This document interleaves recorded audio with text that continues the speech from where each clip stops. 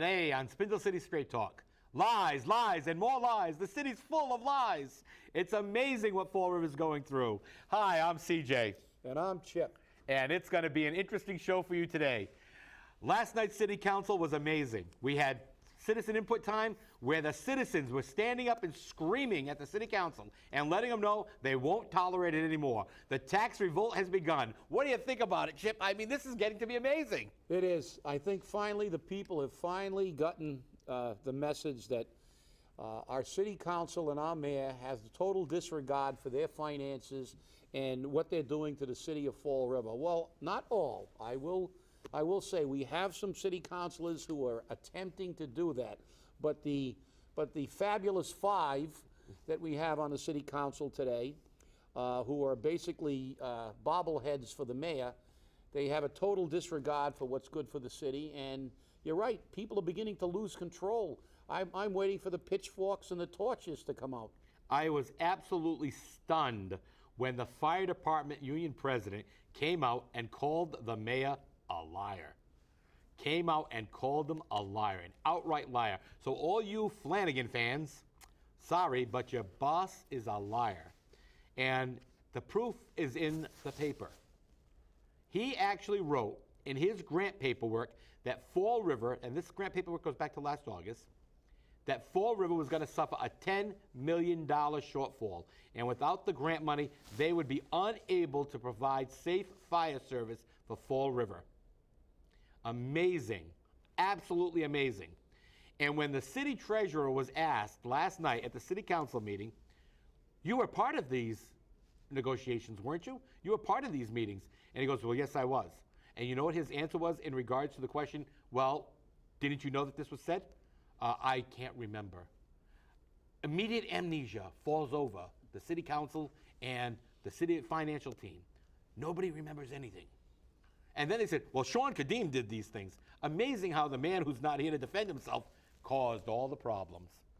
And this is just one of the many things that we've been told over and over again that have been lies. And this show has told you over again, you're being lied to. We never miss a beat, do we, Chip? Never. No, well, we told you, we said that the city was basically so far in debt that it's impossible to really comprehend the debt. It was over a half a billion dollars before last year, as Mr. Kadim said in Boston at a meeting that I attended. But the fact is, it's the lies, and more lies again.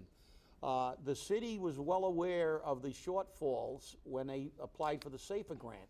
Yet, when they made the budget presentation a few short months before that, we heard songs of what a wonderful city. We were in great financial shape. I believe the words that we used by Mr. Kadim, we were on, we have a sustainable budget on the city side. We're on solid financial footing. And lo and behold, we find out that lies again. We haven't been told the truth in a very, very long time. And the only place you hear the truth is here on Spindle City Straight Talk. It's just, it's amazing at what happens. And last night, the administration again came forward asking for that bond. They still want that bond. They want to bond the police cars. They want to bond the DPW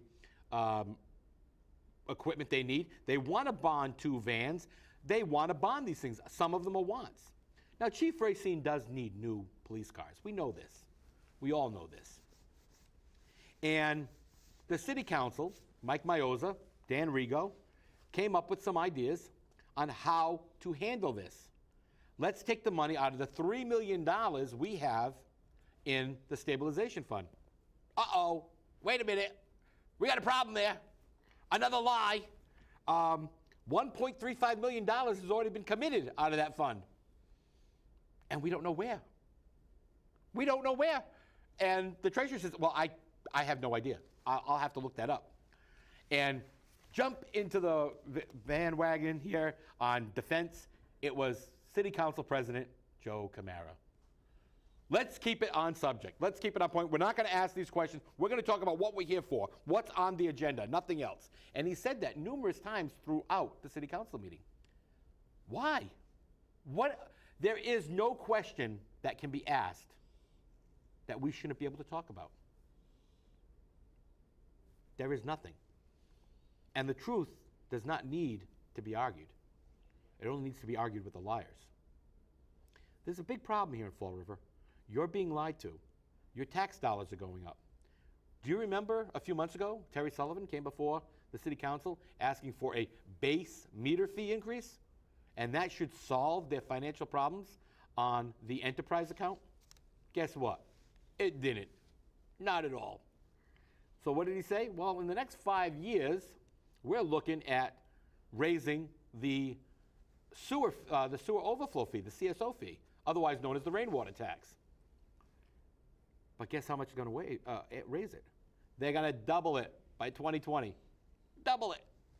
And next year, just to give us a break on fiscal year 15, they're not going to raise it.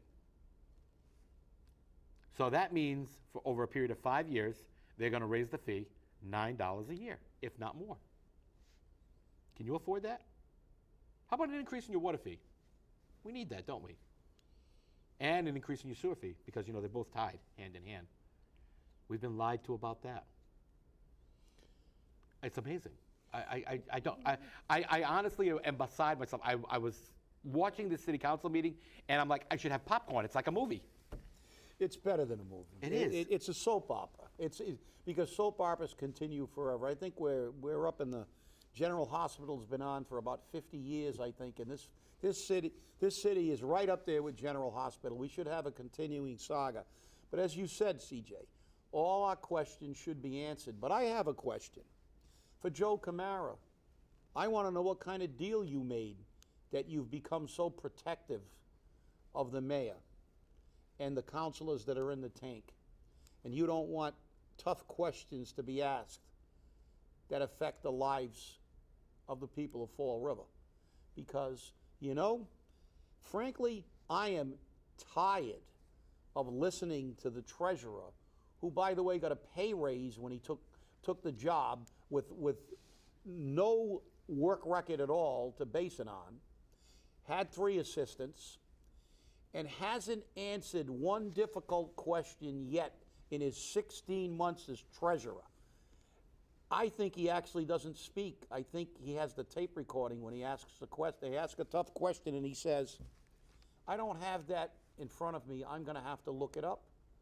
I don't have that information. Well, what do you think you're there for?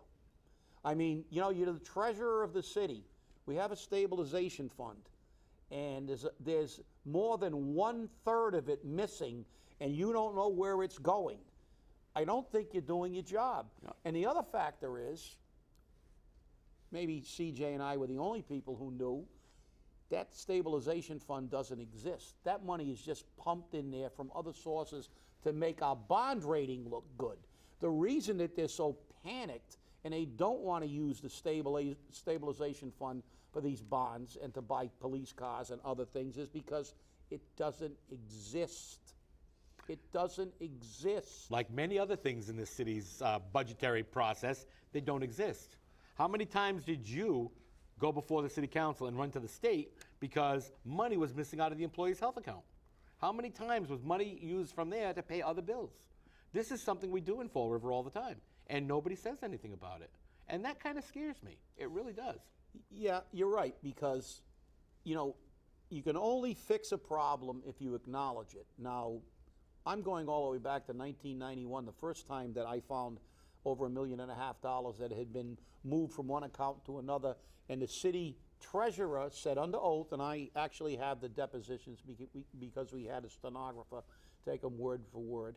The city treasurer basically admitted to backdating checks from one fiscal year to another, which is illegal.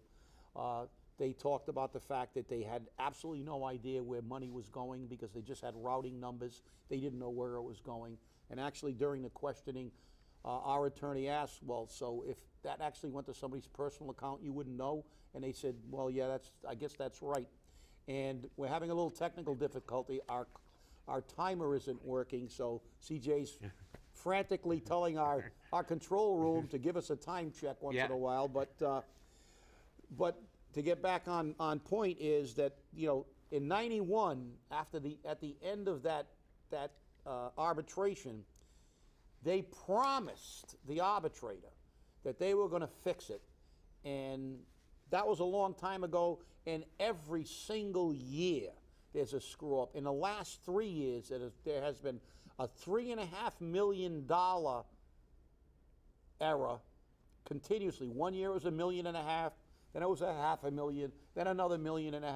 In 3 years, there's always errors. Nobody knows. I don't think anybody can count. I think that's a prerequisite to get a job in our financial department. If you can count, you're immediately not qualified to be working for the city of Fall River. And earning a couple of $100,000 a year, it seems. You know, it's crazy because the lies don't just stop here. I mean, Scott Butera, as you remember last week, came in for the casino hearing. But he made sure that he was out of there in 45 minutes, like a spot on the dime. And when I've called their offices several times for information, or more so, at the request of several citizens of the city, to have a meeting without the mayor and without some of the other administration people to talk about questions that concern them. And they want real answers, not texted answers, not planted answers, not planted questions. And I'm still going to work on doing that so we can have a special meeting with Scott Butera and the people of Foxwoods to talk about it. Because you know what? We want to know. Because already the deal that Foxwoods talked about with us has been cut in half. The casino cost went from $750 million down to $500 million. That's a 25% reduction in the casino. The restaurants have gone from 20 to 10. The mall might be gone. They don't have the parking. They don't have the land space for it. They're not making a resort casino, a destination resort casino. They're making a casino. And they're doing it to firm up their budget, to firm up their losses, and get them here. The New York Times wrote an article about Foxwoods. And the title of it is Foxwoods is Fighting for Its Life. They are a megalithic casino. They have a labyrinth-like layout. You get lost in there. And it's so big they didn't care. $225 million was spent on a museum. The village that was created on the other side of the swamp, they spent millions and millions of dollars for their tribal members, which there are 900, including luxurious spas, indoor and outdoor pools, none of which they have to pay for. The casino pays for it. Multi-million dollars. And now they got to pay it. They got to pay it all back. And all that Scott Butera says, well, we restructured our financing. In other words, we refinanced. We got some more investors. But they're trying to save Foxwoods. They're not saving Fall River. I am neither pro nor con casino. I am pro the truth. And it's obvious that we don't get the truth in this city. You know why? The 6th floor doesn't want it. Look at a $6,000 shower and a $9,000 door, which was brought up by Councilor Pereira last night. I like to call them the financial four: Mike Mayoza, Ray Mitchell, Councilor Pereira, and Dan Rigo. Because the other 5 are rubber stamps for the 6th floor and everything they want. Although surprisingly enough, they did not vote for the loan order last night in regards to the police cars and whatnot, even though we need them. Somebody over there actually saw the light of day.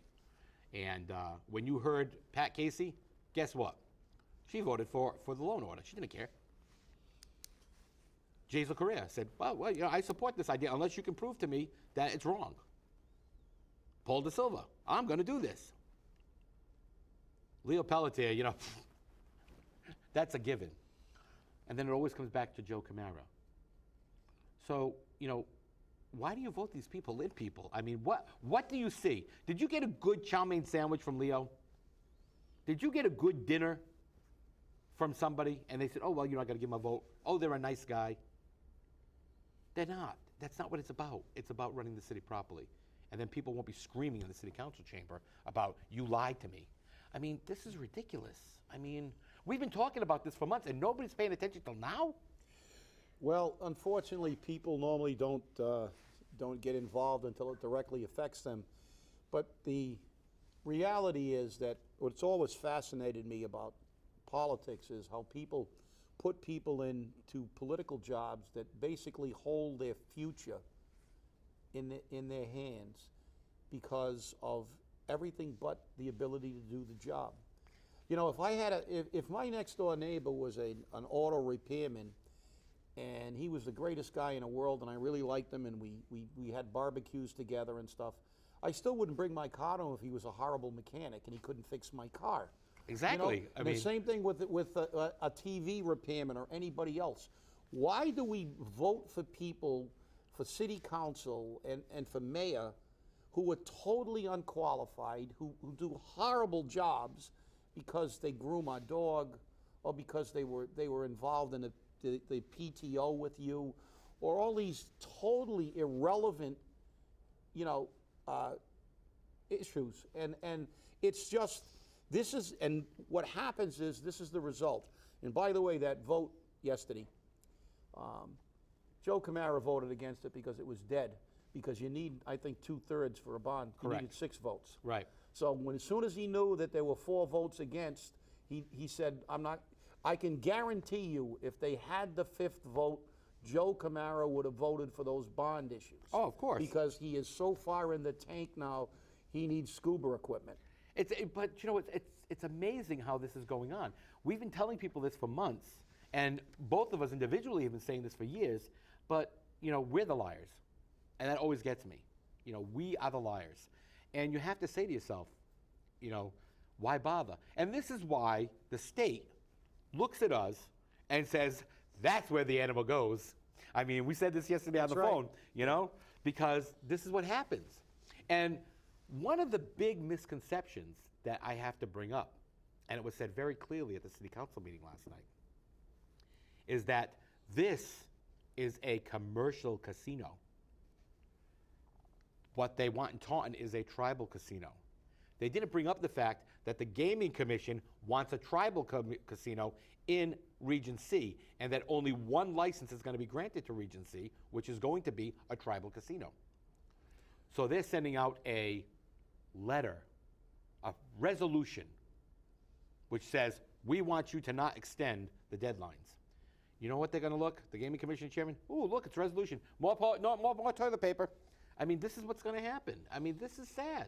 Well, you know, as our theme for today's show, lies, lies, and more lies, you know, this entire casino, I believe, is more a diversionary tactic, because if you're a betting man and if you're pro or anti-casino, you have to look at the odds in gambling.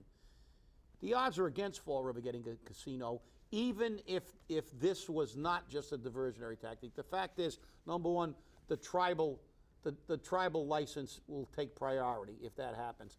New Bedford has already had a vote on a casino and voted in favor of the casino. Actually, to clarify that, they need another referendum on it. And the mayor has been fighting against it, but now he's starting to come around. Now he's coming around because, wow, how amazing. You mean the mayor of New Bedford listens to the people? Yes. What a novel idea. What a novel idea that is. We should try that in Fall River. Who's going to listen? Well, that's a good point. But you know, I mean, we've got to begin by eliminating these people who don't represent the people. We've got to get rid of this. I mean, I know they're new councilors, but these 2 councilors are as useless as the proverbial you-know-what on a bull. Yep. And of course, Pat Casey, we know, well, there's never been a vote that she didn't say yes to the mayor on. Yeah, and Pat Casey, I think, has caused more damage than any single person in the history of Fall River government, because the fact is that she has never, ever voted against an initiative from the mayor, regardless of how bad it is. And every single debauchery that we've had in the city of Fall River, Pat Casey was staunchly behind, because she will not vote no on anything that comes from the sixth floor, regardless of who's there. So she has been there for decades, and for decades she has been an obstacle to good government. This is true. This is true. And, we have to wonder. We have to wonder about it. And, I think it's about time that I go into my great little segment of commentary. And I'm sorry to say it, that I think most of it was said today. If the mayor's nose grew like Pinocchio's, we would have a direct shot to California by now, if not further. We have been deceived over and over again. 3 terms, and we've been deceived. The people are starting to revolt. Grandma and Grandpa are in the city saying, oh, great, this is going to be wonderful. We're going to have a casino. We don't have to go to Foxwoods anymore. Until they heard, oh, wait a minute. We're not going to get the free meal? No, you're not, Grandma. No, you're not, Grandpa. You need to be on a bus ride to get a free meal. So you're still going to Connecticut whether you like it or not, if you want that free meal. And right now, they have no idea what they're going to do with a casino, if they even get one. The Supreme Judicial Court ruled that the state can place on the ballot a referendum question to abolish casino gaming in Massachusetts. We talked about this last week. We talked about this Friday. We've talked about this a lot. And if that vote is negative, guess what? It all goes away in one fell swoop of the voting ballot. If the vote doesn't pass Fall River voters, guess what? It doesn't happen. And we're banking on money. And boy, did we do this before? Doesn't this sound like deja vu? We did this with the beer company. We were going to use X number of dollars of water, and we were going to have water fees, and that money was there. And then the Boston Beer Company said, bye-bye. You can't bank on something that's not there. And another good thing that was brought up last night was, how many police officers are on a grant? We don't talk about that too much, do we? There are 32 police officers which are not on the general ledger. That means they're not paid by the city. 32. What happens when that grant money comes out and we don't get any more? Where do those 32 police officers go? They're going to go to the same place the fireman went, who the mayor promised a 7.5% raise, and he said, we can afford it? Yeah, we can afford it because it's not his money. This is the lies that we're told. And I don't blame the firefighters for taking a 7.5% raise, because heck, if my boss offered me 7.5%, I'd take it too. So the police wanted their cut, and they got it. So now what's happening? Well, let's look. DCM, bye-bye. We're not going to see it. Our internal information from reliable sources, again, this is the rumor mill, the shadow government that we have, which so far we've been 100% on, that DCM is going to privatize waste removal, which means it's going to go to like ABC. And that's what the rumor mill currently has. And that means all those people in the DPW are fired. Sans 25. Because without 25, Kenny Pacheco doesn't have a job. And his salary won't go down. Exactly. And his salary won't get reduced. So we have to look at these things. And we have to say, how many more lies are you going to have? As a matter of fact, the mayor gave the DCM guys such a lie, he bought them boots, Red Wing boots, for the election. And I said to a few of the guys the other night at the city council meeting, I said, I hope you like those boots, because they're going to be right up your backside when you get slammed. And that's what's happening. Fall River, it's a different world today. This is not what you used to think it was. And it's time for you to wake up, smell the coffee, get up in the streets, and make a fuss. Hold these people to the fire. If you got to burn the mayor in effigy, do it. If you got to hold banners outside of City Hall screaming, no more taxes, no more Flanagan, no more lies, then do it. It's time for the people to let them know. Jefferson said it very clearly. When the government no longer represents the needs of the people, it is up to the people to get rid of the government, to put in place a new government. And that's where we're at right now. This government does not represent the people, doesn't represent me. I don't know about you. I'm a property owner. I pay enough in taxes. And I don't want any more. I'll pay for what we have to pay. And if I'm getting something for my dollar, I'll pay for it. But when I'm not getting anything but pay raises for cronies, I'm not there. I don't know, Chip. You think I said too much? Oh, you haven't said enough. I know. Lies, lies, and more lies. We have to stop the lies. The mayor has lied about everything since the first day in office. He began his tenure as mayor by saying that the stormwater fee was illegal, and it's still here. He made a lieutenant the chief of the fire department, and he still hasn't said that was the wrong thing to do. And now we see what's going on with everything else. The problem is that all we have is lies, lies, and more lies, but the major problem is that all these lies are being subsidized by a city council that he owns the majority vote in. And that's just as important as our incompetent buffoon of a mayor. We have a city council that is doing the business of Will Flanagan, not the business of the people. It's time to change this. You know, it's tough because, as you and I both know, there is a group getting together trying to have a recall of the mayor. Now, last night it was discussed amongst those same people that maybe they should start also putting recall petitions in on the city council. I mean, this is a revolution. This is a revolution. And at what point do the people stop? When you get what we need. That's when we stop. This is Spindle City Straight Talk, bringing you the truth that as we see it and as we know it to be. Keep watching. And if you notice now, we have a new website. It's not up yet, but it will be shortly, called scstonline.com. And you can email us at tips@ststonline.com. Chipper, I, and our director are all available via email, and all that information will be available online as soon as we get that site up and running. But we thank you for watching. Have a great day. Have a great day.